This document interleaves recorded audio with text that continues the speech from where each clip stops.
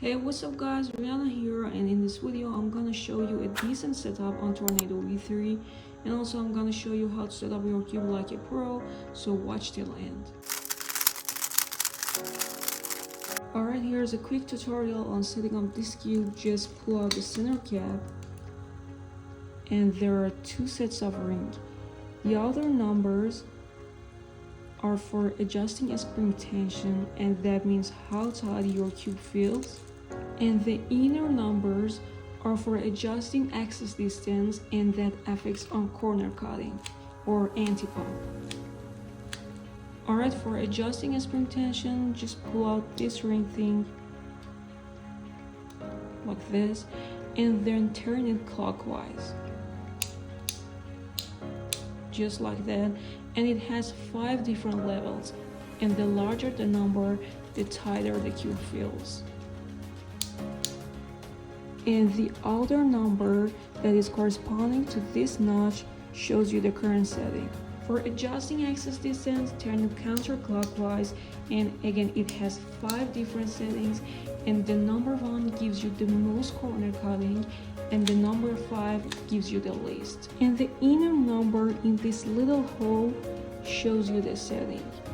And the magnet adjustment, which is completely clear, the plus or number 5 is the strongest magnet strength, and the minus or number 1 is the weakest.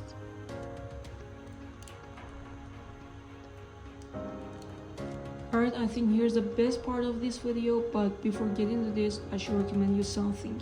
Well, if you don't have enough loops, I think Cubic Elevate 3 gives you the nice results. Just add it to the tracks of one edge and the area that are in friction with each other, like these spots. But if you want to make your cube like a pro and make it so dope, just follow what I'm gonna do in the next part.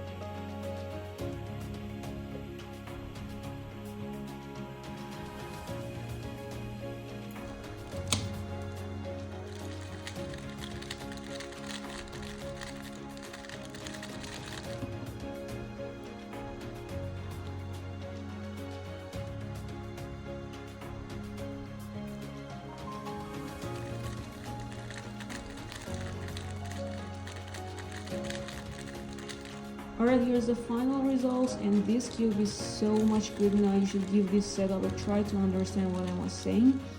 But let's just do a few solves and catch you later.